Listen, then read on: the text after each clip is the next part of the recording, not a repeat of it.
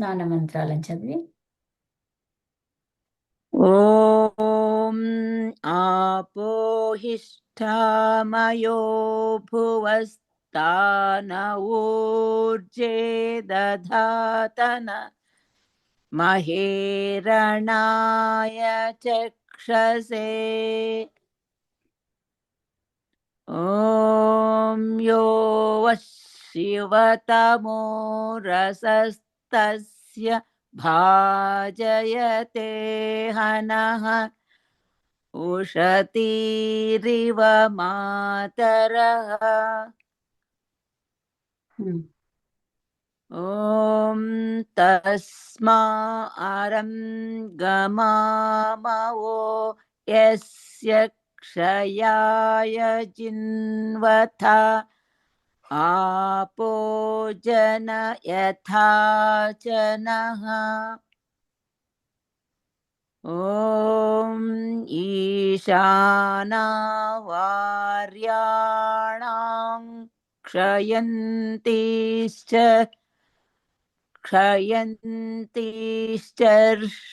क्षयन्तीश्चर्षणीनाम् आपो आपो అపో आपो నేను కరెక్టేనా आपो याचामि भेषजम्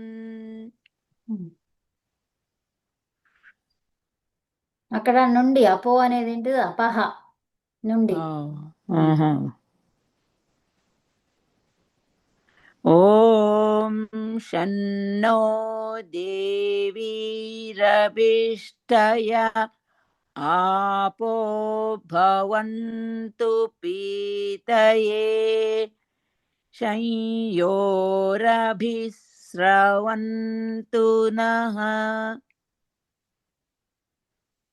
ॐ अप्सु मे सोमो अब्रवीदन्तर्विश्वानि भेषजा अग्निं च विश्वशम्भुवम्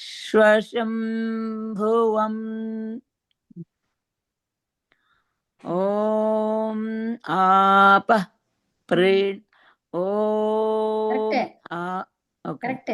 ॐ आपः प्रणीत भेषजं वरुदं तन्वे मम तन्वे मम जोक्ष सूर्यं दृशे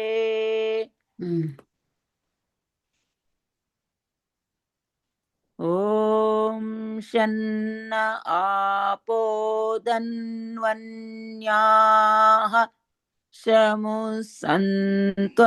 शमुसन्त्वनोऽप्याः शन्न खनित्रिमा आपश्यमूया कुम्भ आवृताः शिवानः सन्तु वार्षिकीः ఉత్తమం చాలా బాగా చదివారు ఓకే సో ఇక్కడ ఏం చెప్తున్నారు అంటే ఆపోహిష్ట మయోభువస్థాన ఊర్జే దదాతన మహేరణాయ చక్షసే అంటే ఈ నిశ్చయంగా ఖచ్చితంగా జలమే మాకు సుఖము అగుగాక అదే బలము కొరకు మరి తర్వాత గొప్ప అందము కొరకు దర్శనము కొరకు చూడ్డాని కోసము కళ్ళు ఆరోగ్యమును ప్రసాదించుగాక అంటే ఈ ఈ జలం అనేది మాకు ఈ విధంగా మాకు సహాయపడుగాక అని చెప్పేసి కోరుకుంటున్నాము. తర్వాత ఇక్కడ యోవహ అంటే నీ యొక్క ఏ శివతమః రసః శివతమః శివము అంటే ఏంటిది శివ అంటాం మనం కళ్యాణం మంగళము కళ్యాణము శుభకరము కదా తమః అంటే అన్నిటికంటే శుభమైనటువంటిది కదా అత్యుత్తమమైనటువంటిది అంటే అన్నిటికంటే అనమాట తమః ఎప్పుడు వాడతామండి అన్నిటికంటే ఎక్కువ మంచిగా అని చెప్పడానికి మూడు ఉన్నాయి కదా రెండిటి గురించి అంతే రెండు గురించి చెప్పాలి అంటే రెండిట్లో ఒకటి ఎక్కువగా చెప్పాలి అంటే తరహ ఓకే అన్నిటిలో చాలా వాటిల్లో ఒకటి చెప్పాలంటే తమహ. తమః. ఓకే. సో శివ, శివ అంటే ఏంటి? శుభకరమైనటువంటిది, అన్నిటిలో శుభకరమైనటువంటిది. రసహ, రసహ అంటే ఏంటి ఇక్కడ? రసం అంటే కళ్యాణం, రసయుక్తమైనటువంటిది, మంచిది. ఉమ్. తర్వాత రసము అంటే ఏంటి ఇక్కడ? గుణము కలదో. ఆస్వాదించదగినది కూడా ఉంది కదా రసం ఆ, అంటే. ఆ, రుచి అని రసం కూడా వస్తుంది కదా, రుచి. రుచి. అనుభవించదగినది, రసాస్వాదనం అంటే అనుభవించదగినది అని కూడా. సో ఇక్కడ ఏమన్నాము? అత్యుత్తమము కళ్యాణదాయకమైనటువంటి రసము అంటే గుణము కలిగి ఉన్నదో, తస్య దానిని, ఉషతీహి మాతర ఇవ. ఉషతీహి, ఉషతీహి అంటే ఏంటి? సంతానము. సంతానము, సంతానం పైన మాతర అమ్మ ఏ విధంగా ఉంటుందో, సంతానం పైన, వాళ్ళ సంతానం అంటే ఏంటి? పిల్లలు. ఆ పిల్లల పైన, సంతానం ఉన్నటువంటి పిల్లల పైన మాత అమ్మ ఏ విధంగా అయితే ఉంటుందో ఆ విధంగా నాకు ఈ జలము సుఖాన్ని కలిగించుగాక. ఇహ ఇప్పుడు, స్నాన సమయమున, నహ మాకు, భాజయత. భాజయత అంటే ఏంటండి? లభింపచేయుము, లభింపచేయుము. అంటే పొందాలి మేము అని చెప్పేసి చెప్పుకుంటున్నాం. భాజయత. పొందడాన్ని ఏమన్నాం మనము? ప్రాప్నోతి, ఆప్ను ధాతు చెప్పుకున్నాం మనం, అవునా?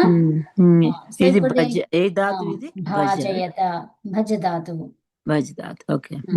భజ ధాతు, లభించాలి. భాజయత లోట. భజదేవాయం. భాగము, భాగం చేయాలి కదా. సో భజ, భజ అనేది ఉంది కదా. సో భజ సేవాయాం. భజ సేవాయం. ఇదేంటి లోట్ల లంగ్ లోట. భాజయత అదేంటమ్మా? దేంట్లో ఉంది అది? లంగ్, ఆత్మనేపది అది. భాజయత, భాజయత. భాజయత అనేది దేంట్లో ఉంది? అది నిజంతములో ఉంది. అయత, అయా వచ్చింది అందులో, అయా వచ్చింది. తర్వాత భా, వృద్ధి జరిగింది అక్కడ. భజ్ అనే ధాతువు, భజ్ అనే దానికి వృద్ధి జరిగింది. వృద్ధి ఎక్కడ జరుగుతుంది? నిచ్చున్నప్పుడు జరుగుతుంది, అవునా? భజ్, భాజ్, భాజీ, భాజే, భాజయ. తర్వాత త, త అనేది ఎక్కడొచ్చింది? లోట్లకారములో. లభించాలి నాకు అని చెప్తున్నాం అక్కడ. ఇట్లా వచ్చినప్పుడు అప్పుడు ఇవన్నీ మనం ఇచ్చేసుకుంటే మనకి ఇంకా వ్యాకరణంలో బాగా ఇదవుతూ ఉంటుంది. సో ఇప్పుడు లోట్లకారంలో ఎక్కడొచ్చింది? మధ్యమ పురుష బహువచనంలో. బహువచనంలో వచ్చింది. అవును. సో ఇది ఎలాంటి ధాతువు? నిజంత ధాతువు. ఓకే. బాధ్యత అంటే ముందు రూపాలు ఎట్లా ఉంటాయి దానివి? బాధ్యత, భజ్, భజ్ ధాతువు. భజ్ ధాతువుకి ఏమైంది? నిచ్చొచ్చింది. నిచ్చొస్తే ఏమైంది? వృద్ధి జరిగింది. వృద్ధి జరిగితే ఏమైంది? అది భాజ్. భాజ్, ఈ నిచ్చులో ఈ మిగిలింది. భాజీ. తర్వాత భాజే, భాజయ్య. భాజయత, భాజయ్య వరకు వచ్చింది అంతే. తర్వాత ఇప్పుడు లోట్ లకారం చెప్తున్నాం కాబట్టి మధ్యమ పురుషులో బహువచనానికి ప్రత్యయం ఏంటి? త. హాస్, ఆథాం, ధ్వం అని చెప్పుకున్నాం మనం. కానీ ఇక్కడ ఇదేంటిది? భజ్ ధాతువు ఏంటిది? అది పరస్మైపది ధాతువు, ఉభయపది ధాతువు ఉంది ఇది. సో కానీ ఇక్కడ భాజయధ్వం రావాలి కదా. సో దీంట్లో మనకి ఆత్మనేపదిలో అయితే భాజయధ్వం, ఇదేమో లోట్లకారములో కాబట్టి పరస్మైపదిలో భాజయత. భాజయత. ఓకే.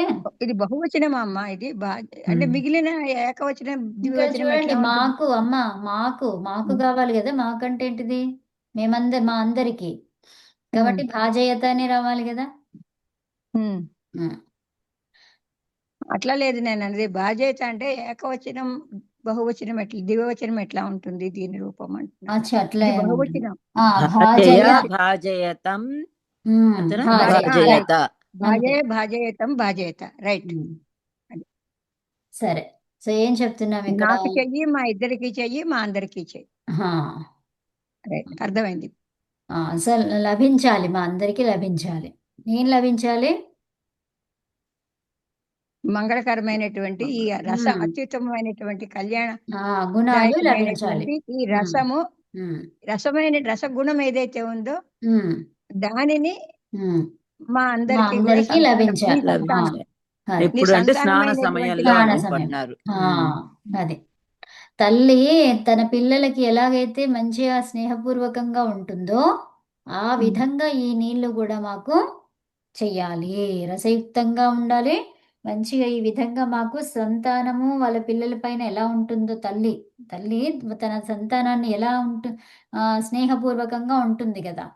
సో ఆ విధంగా ఈ ప్రేమతో నీళ్ళు ఇచ్చేస్తుంది. ప్రేమగా చాలా ఆ, ఏంటి ప్రేమతో ఆదరిస్తూ దగ్గరికి తీసుకుంటూ లాలిస్తూ జోళ్ళ పాట పాడుతూ అన్నట్టు దగ్గరికి తీసుకుంటుంది. ప్రతి సమయంలో కూడా మంచిగా స్నేహంగా ఉంటుంది కదా.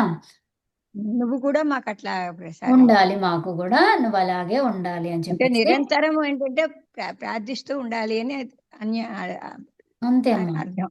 అంతే. స్నానం చేసినప్పుడు, తింటున్నప్పుడు, పడుకోవటానికి ముందు ఇది ఇవన్నీ స్నానంకే, కూడా ఇది స్నానానికే, ఇదంతా కూడా ఇది స్నానం స్నానానికి. నీళ్లు. నీళ్ళని ఇక్కడ మనం స్నానం గురించి మాట్లాడుతున్నాం అన్నమాట. ఓకే.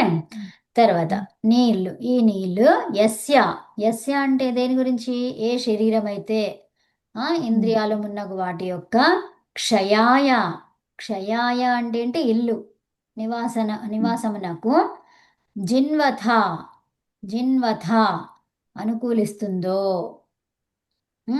అనుకూలిస్తుందో తస్మై దాని కొరకు వహ అరం గమామహ, అరం గమామహ అంటే ఆ వహ అనేది ఏం చెప్తున్నాం ఇక్కడ? ఆ నీటిని ఆ నీటిని మనము ఎప్పుడూ కూడా పొందాలి గాక. ఓకే, పొందుచున్నాం కదా. సో ఆ అరం నీటిని అంటే బాగుగానా? మంచిగా మంచిగా.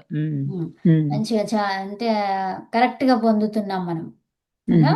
సో బాగా మంచిగా పొందుతున్నాం అన్నమాట. సో దానితో పూర్ణ ఉపకారమును పొందుచున్నాము. దేంతోని? ఆ నీళ్ళతోని. చ ఆపహ మరియు ఆ నీళ్లు ఏంటి? నహ మాకు జనయథ, జనయథ అంటే ఏమన్నారు? సమర్థులను చేయాలి. జన అనే ధాతువు ఏంటిది? జన ప్రాదుర్భావే కదా, పుట్టడం. సో మంచిగా పుట్టాలి. ఏం పుట్టాలి? సమర్థవంతులంగా మనం కావాలి, సమర్థవంతులంగా కావాలి. మాకు అభివృద్ధిని చేకూర్చునుగాక, మమ్ము ఆరోగ్యవంతులను చేయునుగాక. ఈ నీళ్ళు అనేది ఇలా అంటే స్నానం చేస్తున్నప్పుడు మనకి ఇదంతా చదువుకుంటున్నాం ఎందుకు అంటే మంచిగా మనము దీనిపైన శరీరం పైన ఉన్నటువంటి ఈ చెత్తను తీసేస్తున్నాం మనం, అవునా? తర్వాత స్వేద రంధ్రాల ద్వారా ఆ నీళ్లు మన లోపలికి వెళ్తుంది, అవునా? వెళ్తుందా లేదా? అవును, అవును. సో వెళ్తుంది. సో కాబట్టి ఇవన్నిటిని ఉత్తేజితం చేయమని చెప్పేసి చెప్పుకుంటున్నాం మనం. అదంతా కూడా మాకు ఆరోగ్యాన్ని కలిగించాలి, శరీరం బాగుండాలి. దాని తర్వాత మాకు అన్నీ కూడా సరిగ్గా మేము పొందగలగాలి. ఏంటిది అది? ఉపకారాలు ఇవన్నీ అంటున్నాం కదా, దానితో పూర్ణ ఉపకారాన్ని మనం పొందుతున్నాం, అవునా? ఆ జలము మమ్మల్ని సమర్థులను చెయ్యాలి. సమర్థులను ఎప్పుడు చేస్తుంది అది? మన లోపల వెళ్ళినప్పుడు మనకి ఏమి కూడా నష్టం కలగకుండా సమర్థులను చెయ్యాలి. ఆ నీళ్లు సరిగ్గా మన శరీరంలో ఎంత ఉండాలో అంత పర్సెంట్ ఉండాలి కదా. అంతకన్నా తక్కువైపోతే ఏమైపోతుంది? కష్టమైపోతుంది, డీహైడ్రేట్ అవుతుంటాం. సో అది మాకు అభివృద్ధినే చేకూర్చాలి, ఆరోగ్యవంతులను చెయ్యాలి అని చెప్తున్నాము. అంటే శుచిగా శుభ్రంగా ఉంటే ఏమవుతుంది? ఆరోగ్యంగా ఉంటాం, అవునా? నీరు ఏ శరీరము ఇంద్రియములు మున్నగు వాటి యొక్క నివాసానికి అనుకూలించునో అంటే ఏంటి? ఈ ఇంద్రియాలకు అని అన్నిటికీ అంటున్నాం కదా. ఈ శరీరంలో ఎక్కువ శాతం ఏముంది? నీరే ఉంది, అవునా? సో దాని కొరకు ఆ నీటిని పొందుచున్నాము. అందుకోసమే, ఎందుకోసము? ఇంద్రియాలు ఇవన్నీ వాటికి నివాసం కాబట్టి. అర్థమైందా? సో నివాసం అంటే ఏంటిది? ఇల్లు, అవునా? వాటికి ఇల్లు ఏంటి? నీళ్ళే కదా. సో దానితోని పూర్ణ ఉపకారాన్ని మేము పొందుతున్నాము. అయితే ఆ జలము మమ్మల్ని సమర్థులను చేయుగాక, మాకు అభివృద్ధిని చేకూర్చుగాక, మమ్ము ఆరోగ్యవంతులను చేయుగాక. అనారోగ్యంతో ఉన్నా కూడా మనం ఒక్కసారి స్నానం చేసామనుకోండి ఫ్రెష్ అయిపోతాం, అదనమాట. ఇప్పుడు ఇంద్రియాలకి నివాసము అన్నారు అంటే అవి లేకపోతే అవి ఇంద్రియాలు సరిగ్గా పనిచేయవు, అంతే. ఇక్కడ క్షయాయ అంటే క్షయము అని అంటే దాని అర్థం ఏంటి మరి? ఇక్కడ నివాసము అని వచ్చారు నివాసం, అవునమ్మా. అంటే ఒక్కొక్క దానికి చాలా అర్థాలు ఉంటాయి, కానీ ఇక్కడ ఈ సందర్భంలో క్షయం అంటే నివాసం అన్నమాట, ఇల్లు. ఉమ్? ఆ. వార్యాణం, వార్యాణం. అందుకే మనము వీటిని చదవాలి, తెలుసుకోవాలి అంటే ఇవి మనం అన్ని సరిగ్గా నేర్చుకోవాలన్నమాట. ఒక్కొక్క పదానికి ఎన్నెన్ని అర్థాలు ఉన్నాయి. నిరుక్తం, నిరుక్తం ఏం చెప్తుంది, అందులో అన్ని అర్థాలు చెప్తుంది. అవునా? ఇప్పుడు క్షయ అంటే దానికి ఇంకా మీనింగ్లు చాలా ఉన్నాయి. క్షయం అంటే క్షీణించడం, క్షీణించడము అవన్నీ వస్తాయి కదా. నశించటము, నశించడం, క్షీణించడము. అవన్నీ తర్వాత ఉన్నాయి కదా. కొంచెము వ్యాధి కూడా వస్తుంది. క్షయ, కృషించటము, వ్యాధి, కృషించడము కదా, తక్కువైపోవడము, క్షీణించడము, తగ్గిపోవడము. సో అలాంటివి. తర్వాత ఇప్పుడు నివాసం అన్నాం ఇక్కడ. అవునా? అవును. ఈ పేరుతో ఇది ఎప్పుడు అది గుర్తు ఉంటది కానీ మాకు ఇది తెలియదు. తెలియదు కాబట్టి ఇది గుర్తుపెట్టుకోవాలి. అది అయిపోయింది కదా ఆల్రెడీ మనకి. సో ఇక్కడ ఇది నివాసం అని కూడా అంటారు అనేది గుర్తుపెట్టుకోవాలి ఇంకా. సో భార్యాణం అంటే కోరిన సుఖములు, సుఖములు. ఈశానాహ, ఈశానాహ అంటే ఎవరు, స్వామి. ఈశానాహ అని ఎందుకన్నాం ఇక్కడ, ఒకరే ఉన్నారు కదా, మరి నాహ ఎందుకు వచ్చింది స్వామి అనడానికి? అంటే ఈశానా అనేదే శబ్దం కాబట్టి ఈశానాహ అయింది. రామ శబ్దం అయితే రామాహ, రామహ అన్నాం. అవునా? సో ఈశానా అనేదే శబ్దం అయితే దానికి విసర్గ పెట్టినాం, ఈశానాహ స్వామి. తర్వాత చర్షణీనాం. చర్షణి అంటే ఏంటిది, అన్ని ప్రాణులు, సకల ప్రాణులకు, సకల ప్రాణులకు. తర్వాత క్షయంతీహి, ఇక్కడ చూడండి నిలయం, క్షయంతీహి. సో వచ్చినట్టే మళ్ళీ నిలయమైనటువంటి, అక్కడ నివాసం అన్నారు, ఇక్కడ నిలయము అన్నారు. అంతే పర్యాయ పదాలు. సో ఆపహ ఇక్కడ ఏమన్నాము, పంచమిలో అని చెప్పుకున్నాం మనం, నీటి నుంచి. సో భేషజం యాచామి. భేషజం అంటే ఏంటి, మందులు అన్నమాట, ఔషధ గుణాలు ఉన్నటువంటి. యాచామి వాటిని, యాచామి అంటే భేషజం భవరోగిణాం అని వస్తుంది ఇప్పుడు. సో భేషజం యాచామి. యాచామి అంటే ఏంటి, అడగటం, అడగటం అంతే, కోరుతున్నా. సో అడుగుతున్నాను, దేనిని అడుగుతున్నాను, భేషజం ఉత్తమమైనటువంటి ఔషధ గుణాలను కలిగి ఉన్నటువంటి నీటిని, ఆరోగ్యమును. అది నీటిని, ఆ నీటిని యాచామి తీసుకో, అది కోరుకుంటున్నాను, అడుగుతున్నాను. ఓకే. అహం భిక్షాం యాచామి అంటే ఏంటి, నేను భిక్షమును అడుగుతున్నాను. సో అట్లా ఇక్కడ ఏం అడుగుతున్నాం మనము, భేషజం యాచామి అంటే ఔషధ గుణాలు కలిగినటువంటి నీటిని దేనికోసము, మంచి ఆరోగ్యం కోసం.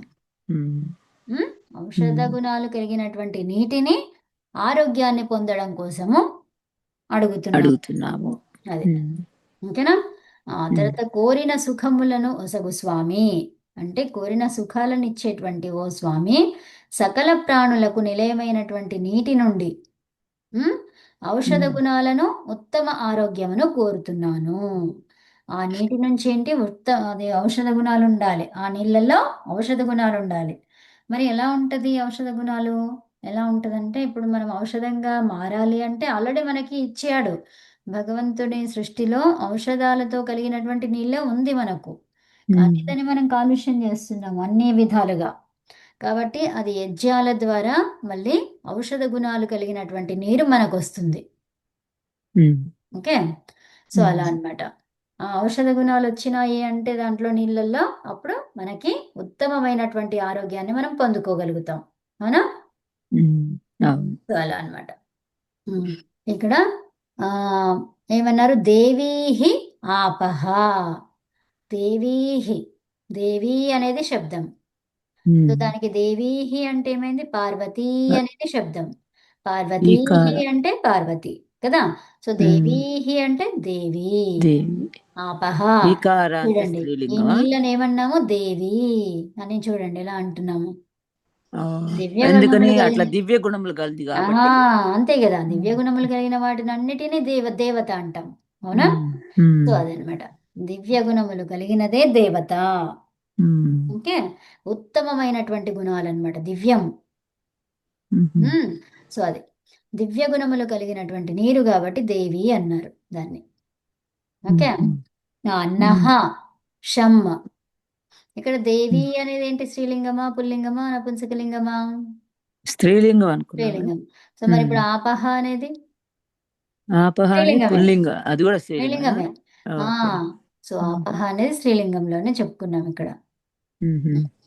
సో ఇది పుల్లింగం లాగా కనిపిస్తుంటే మరి దేవీహి ఆపహ ఎలా వస్తుంది? రాదు కదా అట్లా. పక్కన, అవును, రెండు పక్కనే ఉమ్, ఒకటి. కాకపోతే అకారాంత స్త్రీలింగం, ఇదేమో ఉమ్, ఈకారాంత స్త్రీలింగం. కరెక్ట్. మ్మ్.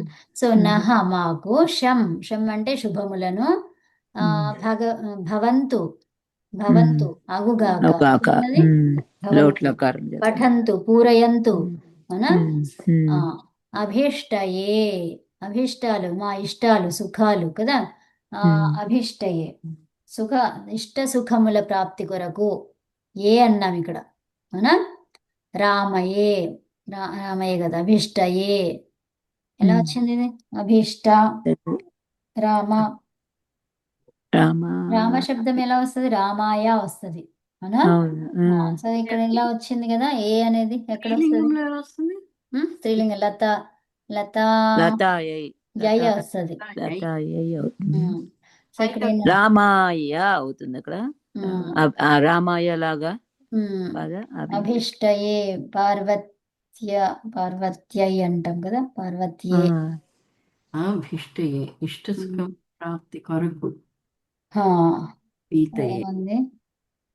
ఎప్పుడు వచ్చారు? అభిష్ నేను ఇప్పుడే వచ్చాను. నేను మెసేజ్ చూసా. అంటే నేను ఇప్పుడే ఫినిష్ చేశాను ఆ జపం. ఓకే. ఇది ఏ ఎక్కడ వస్తుంది? అభిష్టయే. ఏ అనేది ఎక్కడ వస్తుంది బా? గూగుల్లో చూడాలి. అదే చూడండి ఒకసారి. అభిష్టయే అంటే ఇది కొంచెం ఛందస్సులో డిఫరెంట్గా ఉంటుంది, వాటి రూపాలు కొన్నిట్లో వేరే వస్తుంటాయి అన్నమాట. సో పీతయే, అభిష్టయే, బహుళం ఛందసి అట్లాంటివి ఉంటాయి అన్నమాట. బహుళం ఛందసి అంటే ఛందస్సులో వేరే విధంగా ఉంటుంది, బహుళంగా, రెండు రకాలుగా. ఇష్ట సుఖముల ప్రాప్తి కొరకు, పీతయే తాగడానికి ఉపయోగపడుగాక. పీత, పీత అంటే ఏంటి? తాగడం కదా, అవునా? అదియును నహ మా పైన, శయ్యోహో సకల దుఃఖములను పారద్రోలి సుఖమును. శయ్యో అంటే సుఖం అని చెప్పుకున్నాం కదా, శాంతి అని చెప్పుకున్నాము, అవునా? శం అంటే శాంతి, సుఖము కదా, శుభము, అలాంటివన్నీ వస్తాయి. మరి అలాంటివి రావాలి అంటే ఏం కావాలి? దుఃఖాలు దూరం అయితే అది సుఖము, శాంతి, అవునా? అంటే సకల దుఃఖాలను పారద్రోలేటువంటి సుఖమును, పారద్రోలు సుఖమును అంటే నిర్మూలించేటువంటి సుఖము. ఏది? సకల దుఃఖాలను నిర్మూలించింది అనుకోండి, సో అప్పుడు ఏమైంది? మొత్తం సుఖమే కదా. అభిస్రవంతు, స్రవంతు, స్రవతి అంటే ఏంటిది? స్రవతి కారుతుంది, అవునా? స్రవంతు కారాలి అంటే ఏంటి? వర్షంలాగా రావాలి. ఏవి? అభిస్రవంతు వర్షింపచేయు, అవునా? అభి అనేది వచ్చేసరికి ఏమైపోయింది? అది వర్షంలాగా చెయ్యు అని చెప్పి, అంటే వర్షింపజేయు అంటే ఏంటి? వర్షం ఏమైతుంది? పడిపోతుంటుంది, టక్క టక్క పడుతూనే ఉంటుంది, చాలా పడుతుంటది కదా. సో అలాగా ఎట్లయితే పడుతుందో ఆ విధంగా మాకు సుఖాలు అనేవి కలగాలి. సుఖవర్షము కలగాలి. సుఖవర్షం అంటే ఏంటిది? ఆ వర్షములాగా సుఖం అనేది మాకు ఎప్పుడూ వస్తూనే ఉండాలి, అవునా? సుఖాలు వర్షించు. సో దివ్యం గుణములు కలిగినటువంటి నీరు మాకు శుభాన్ని ఫేవరెట్ కదా. అవి ఇష్ట అంటే అన్నారు కదా నాకు. అవును, ఇష్టమే, మనకి ఇష్టంగా, ఇష్టమిచ్చిన విధంగా కదా. అభిస్రవంతు దాని అర్థం వేరైపోతుంది. ఉపసర్గలు వచ్చినప్పుడు ఏమైతుంది? ఇక్కడ వర్షింపజేయు అంటే వర్షములాగా. ప్రైజ్ కూడా అనొచ్చా? ప్రైజ్ కూడా, ప్రైజ్ చేయటం అంటే పొగడటం. కాదు. ప్రైజ్. అభిష్ట అంటే నౌన్ ఇచ్చారు, ఫేవరెట్ ఇచ్చారు. అభిష్ట ఇక్కడ పైన చెప్తున్నారు మీరు, ఇది అభిస్రవంతు అంటున్నాను నేను. ఓకే, నేను పైది చూస్తున్నాను ఇందా నుంచి.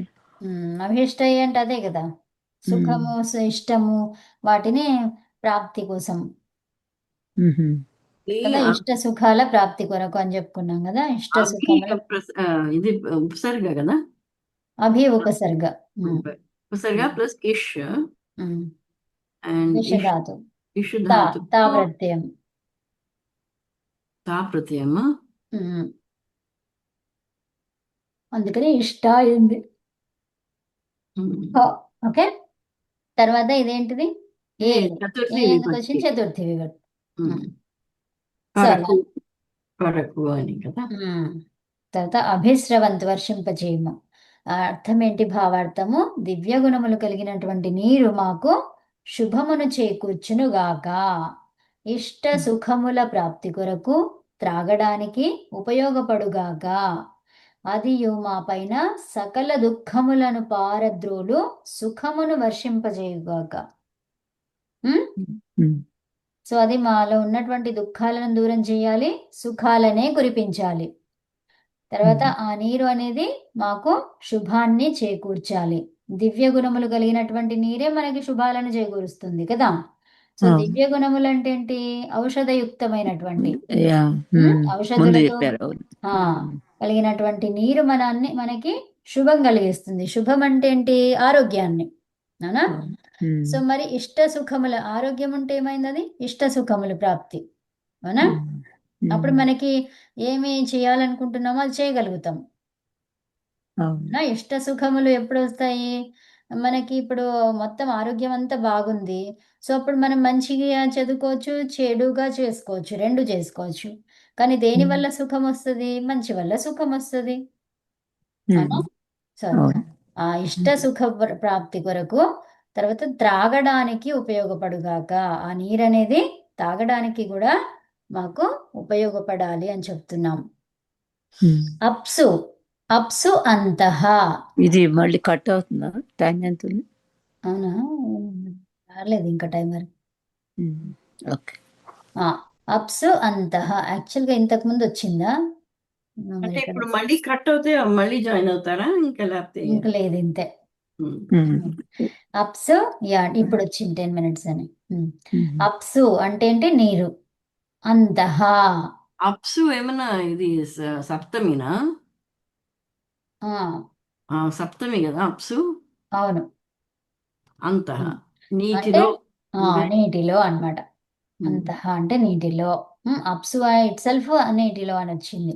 అంతః అంటే ఏంటిది? అంతం అంటే నీటిలో, లోపల. నీటి లోపల ఏంటిది? విశ్వాని భేషజ, సకల మొత్తం అన్ని ఔషధాలు ఉండాలి అక్కడ. ఔషధాలు ఉండాలన్నమాట.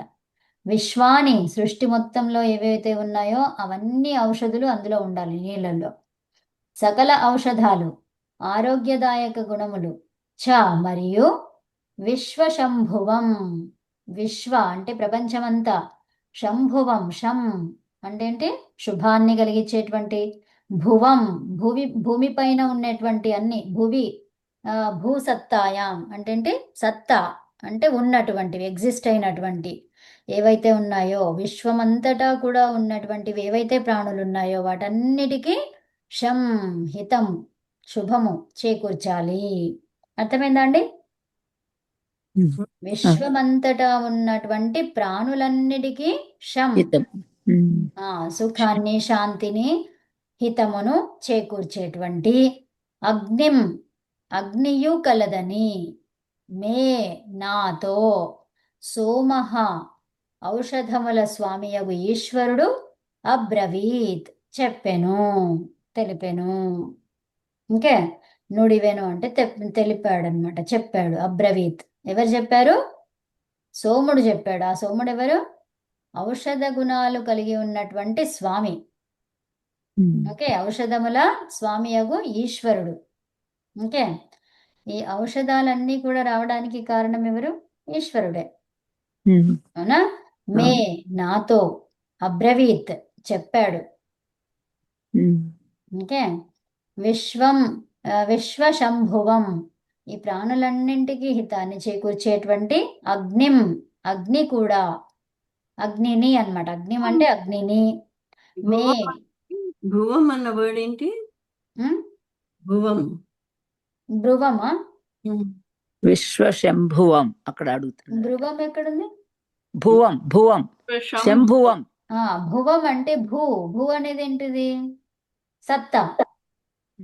సత్తా ఉన్నటువంటి దానిని అంటే ప్రాణులన్నిటినీ, ఎక్కడ విశ్వములో ఉన్నటువంటి ప్రాణులన్నిటికీ ఏం కావాలి? శం కావాలి, అంటే శుభం కావాలి, హితం కావాలి. అవునా? నేను భువ అని చూసాను. భువ డిక్షనరీలో ఉంటే అట్మాస్ఫియర్ అని ఉంటుంది. భువ అంటే అట్మాస్ఫియర్. ఇంకా ఏదన్నా కావచ్చు, అది ఒకటే భువన కాదు. అంటే ఎర్త్. భువన అంటే ఎర్త్. అదంతా కాదండి. భూ అనే ధాతువు ఉందా, ఆ ధాతువుతో వచ్చినటువంటి పదం ఇది. భూ అంటే ఏంటి? సత్తా. ఒకే అర్థం ఉండదు కదా పదాలు. ఇప్పుడు దీంట్లో మంత్రాలలో చాలా అర్థాలు వస్తాయి కదా. సో ఇప్పుడు వేద మంత్రాలలోనే అర్థం తీసుకోవాలి మనము. అది ఉంది, మీరు చెప్పినట్టుగా అది ఉంది, ఇది ఉంది. సో కాబట్టి ఇక్కడ ఏ అర్థం తీసుకోవాలి? విశ్వము యొక్క విశ్వమంతటా ఉన్నటువంటి ప్రాణులు. ప్రాణి ఎక్కడొచ్చింది? సత్తా. సత్తా అంటే ఏంటి? ఎగ్జిస్టింగ్ ఎవరు? ఈ విశ్వంలో ఉన్నటువంటి ఎగ్జిస్టింగ్ అయినటువంటివి ఏమున్నాయి అక్కడ? ప్రాణంతో ఉన్నవి ఏమున్నాయి? ప్రాణులు. అన్ని ప్రాణులు అన్నమాట. సో వాటన్నిటికీ ఏం కావాలి? శం కావాలి. ఓకే, దాని గురించి మాట్లాడుతున్నట్టు. సో నీటి ద్వారా వీటన్నిటికీ సుఖం కావాలి. నాకు, నీకే, ఒక్కరికే కాకుండా విశ్వంలో ఉన్న ప్రాణులన్నిటికీ సుఖం కావాలి, హితము కావాలి.